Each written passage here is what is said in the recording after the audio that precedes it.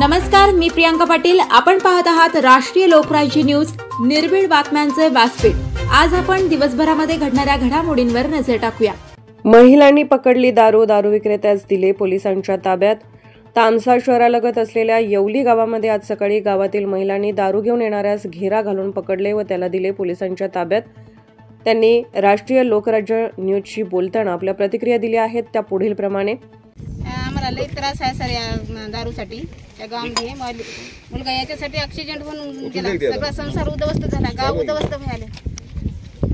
खूप हे करून खायला, पण आम्हाला याचा त्रास अति आहे. एका घराने एवढ्या लिबाक्स आले ना, तर आम्ही कसं जगाव? काय आमची सुधारणा होईल, काय हे होईल?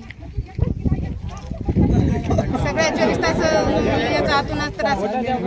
कोण्या रात्री दारूची घर उघडे आहेत. अशी आमची मुलं करतात सर. आता कसं करावं माणसानं?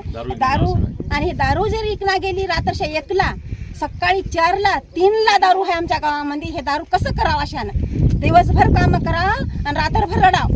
असे इतका प्रश्न आमचा आहे की आज सांगू नका. असं इतकं 10 लोकांचं कष्टवाणी कुत्र्यावानी कष्ट करून आल्या आणि उपाशी झोपायले आम्ही.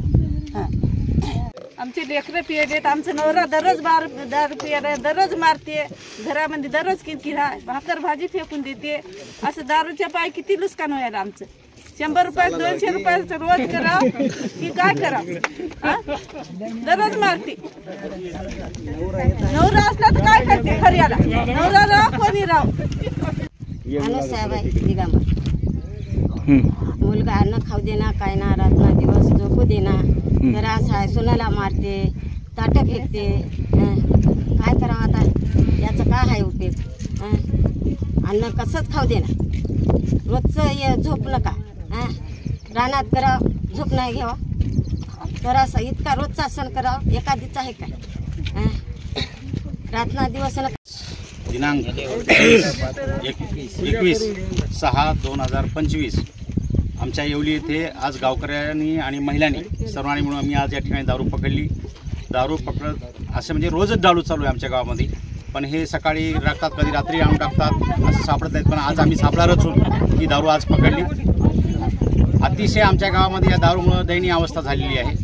पोलीस प्रशासनाला सांगितलं आहे, कलेक्टर साहेबाला सांगितलं आहे, तहसीलदार साहेबाला आम्ही अर्ज दिले. तेच लोक आमच्यावर केस करायलेत, जे आता आम्हाला गावामध्ये जगू देणार आहे. दारू पिऊन आमच्या घरी माणसं पाठवून आम्ही जर दारू बंद करतो म्हणून दारू विकणारे, मग ती पंचाबाई असो, सुभाष खांजोडे असो, तुकाराम हिंगेवाड असो, यांच्याकडे ही दारू चालू आहे. यांची नावंसुद्धा आम्ही अर्ज देऊन नावं टाकूनसुद्धा आम्ही जिल्हाधिकाऱ्याला कळवलं आहे. पण दारू काही बंद होत नाही या लोकांची. आणि त्यांना ते काय म्हणतात, आम्हाला काय झाटा कोणाच्या काही होत नाही, दारू तुमची कशी बंद होते, आम्ही करत नाही. हे वारंवार त्यांनी सांगायत. प्रशासनाला, शासनाला आव्हान देत आहेत आणि या आव्हान कुठेतरी थांबलं पाहिजे. म्हणून मी आज हे धाडशी कारवाई आम्ही सगळ्या गावकऱ्यांनी मिळून केलेली आहे. आता या कारवाईनंतर काय प्रतिक्रिया, काय शासन काय निर्णय घेते याच्यावर आपण बघू.